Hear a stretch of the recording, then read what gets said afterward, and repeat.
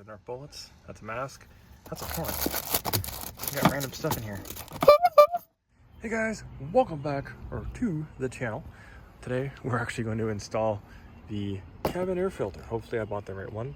There's a few different versions of this, which we're going to get into right now. First up is our economy $13 filter, great for getting any kind of big debris. Next up, we have our $30 activated carbon filter, which is amazing to get rid of any organic smells or pollen in the air. And lastly, we have our $50 Eco Guard filter, which is basically your high performance Ferrari style filter that you can get. I got the cheapest one, 13 bucks. I don't really care because a lot of vehicles don't even have air filters. For example, so my big truck does not have a cabin air filter. It would be located in there in the unusual ones, like the Jetta is located there, as you'll see later on, and it's got a nifty shifter. But if you want to put a cabin air filter, you go into the front of this thing. As you see here, you climb up on top of the hood. This is where the air comes in, and it's a clear shot into the cabin. You can get clip on or clamp on air filters for either side, so the passenger side and the driver's side, to have a cabin style air filter, which is just kind of like a glorified mesh that stops big dirt from coming in. It's not like a HEPA or an HVAC or anything like that. Now onto the Caravan, which is right over here. You'll notice that I have it opened up onto the driver's side, or sorry, passenger side over there. We'll go around the other side. And I already have the glove compartment down. And the cabin air filter is right here. Now I don't know how it opens up. Just give me a second. It's actually really easy. You just press these buttons here and it opens right up. There we go. And that's your air filter for the cabin. It should not have much in it. There's a leaf I just saw there. What's in this thing? Not much. It's like brand new. Looks like the same material, and you can see some stuff in there. So we'll just kind of lightly bang it out. Let's go this way. Lightly bang it out against the paint. See some dust. So airflow is that way. So this was as it comes in to the cab. And that's it back inside, the same exact location. And I'll just pop this back in. So like I said, some vehicles don't have air filters or cabin air filters, like the big truck over there. What you smell on the outside comes in on the inside. So I'll just kind of push this back into place little by little. It's probably better with two hands. Let's try it with one. There we go. Good as new. Another vehicle that has the cabin air filter is my truck. We're gonna go on the inside. I'll go to the passenger side.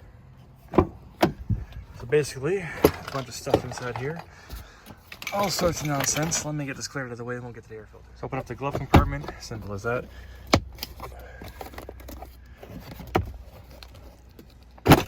There we go. So I've already moved them on that side. Those are Nerf bullets. That's a mask. That's a horn. We got random stuff in here. It's a T15 Torx. Pretty simple. And the other thing is an 8mm for these two at the bottom, which I've already done. I thought it was tight, but it's kind of loose still. So, and apparently it's supposed to fall out. Give me a second. So it does fall out. You just pull this forward like this. Oh, there's a straw there. That's gonna go in the garbage. And then that'll give you access to your air filter, which is right there. We're just gonna run in here. There's 160,000 kilometers on this. So the other filter you saw only had 40,000, and I'm pretty sure the one in the Jetta was original. There it is, done. So that, looks gnarly. We're not gonna be changing this, but we're gonna pull it out to see how bad it is. Ooh, it does not look nice at all.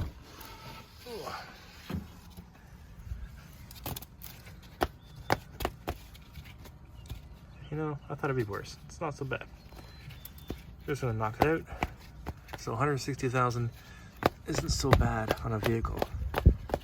The other one on the Jetta was over 230,000. So that shows you the difference. Lots of dust though, lots of dust. So now, and I'm almost can't even speak. Asphyxiated. Can't even talk. We're just gonna shove it back in. If I could find the spot. There we go. So that's what it looks like. Sometimes the camera doesn't want to turn on, or the flashlight doesn't want to turn on, and sometimes it does. It all depends on how much light there is. I can't force it to turn on.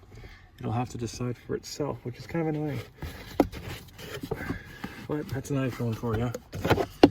And we'll put on, so the filter's in, it's in facing the right side, so the side where the air is coming in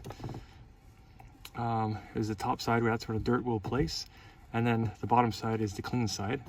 So make sure you put it back appropriately. 4 hours later. Oh, there it goes. That was actually really easy. I made it look completely difficult. Alrighty, so the next thing after this, you slam that back into place. You grab your Torx. That's not a Torx, but that's a hex top. You just kind of tighten it. Then we go down here, another one, a hex head. We'll just kind of finger tighten it.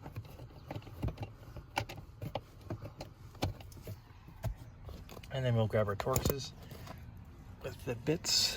So the first one will go here. And the next one goes there. It's pretty easy, but that's it. So those are all fastened into place. You just slam that in there, slam that down, and you're good to go. So the other air filter, cabin filter that I'd like to change is the one for the Pontiac Trans Am. And there isn't one. It's before air filters for the cabin filter. So pretty much your lungs are the only filter you need. Again, love this car. She's basically a shell for my stuff. And we will get to this eventually. Not this month though. On to the Jetta. So y'all know how to make sure you open up your windows to let the heat out. Love that feature. Now we're gonna grab the air filter, cabin air filter, and go get this installed.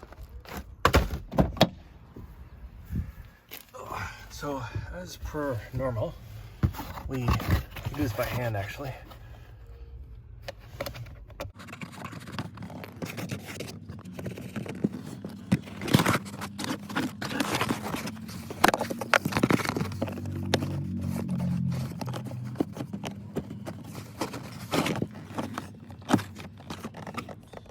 Always make sure you have the same air filter going back in. So let's take a look what Amazon said was the right air filter, because I didn't check. That looks like the right air filter. Nice, nice. Looks a little flimsy. Alright, well, passes test one, because that's much more sturdy. That's very, very flimsy. But it's in the same shape. And this one actually looks like more like an air filter. This one's kind of failed right there. Probably not doing much. Alright, let's take it out of the packaging. Get it installed. Alrighty, so she's out of the packaging. It actually feels a lot better. Alright, this one's all flimsy. Probably original to the vehicle. That's got a nice strong back. And then this one's very flimsy. But this is very sturdy. Wow. Alrighty, let's put that outside. It smells. Yeah, you guys can't smell it. You don't have smell-o-vision on YouTube.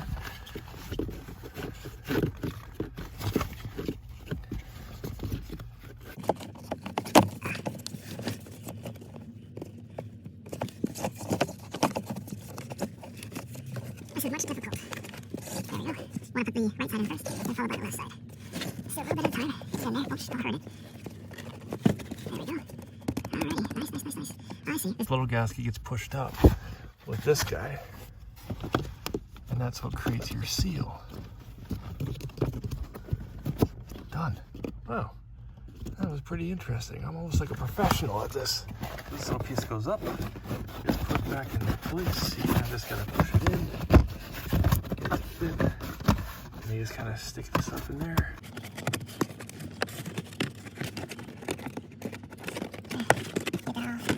Put it away. Make sure she's all nice and situated.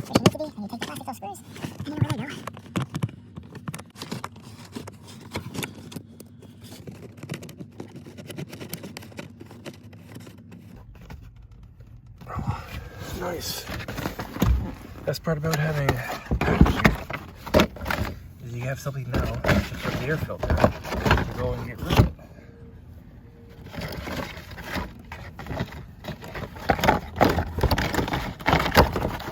Now it's not dirty anymore. Done. So that's it, guys. The cabin air filter is done. In the upcoming videos, we might be installing this. I haven't decided yet. This is like a leather boot to go over top of this one, or to replace this one. And then I also found online, like if you pull back on this, which I did just now, because my nails pulled that back up, it just fits back down in.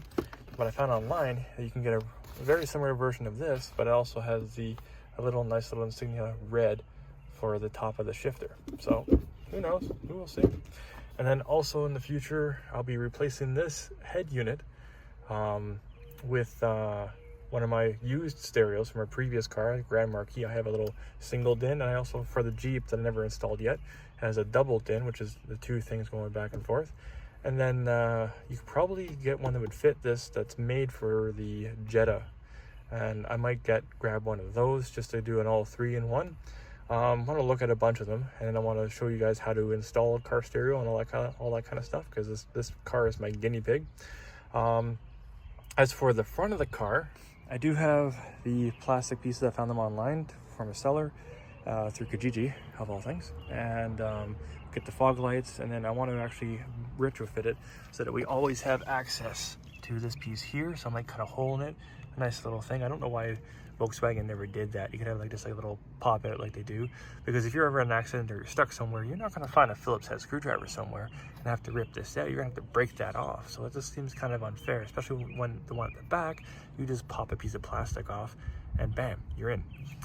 And then I also was looking at changing this out so that you can see the whole thing here as it is. Get another piece across here. I might not even do that at all, because I don't really like the look of having the alternate where the plate would be over there. That being said, it is what it is. I'm just experimenting with this car. So if you have any questions, comments, concerns, please leave them down below and I'll get back to you guys as soon as I can. As always, if you're doing anything questionable, name it after me, and I'll catch you all in the next one. Peace.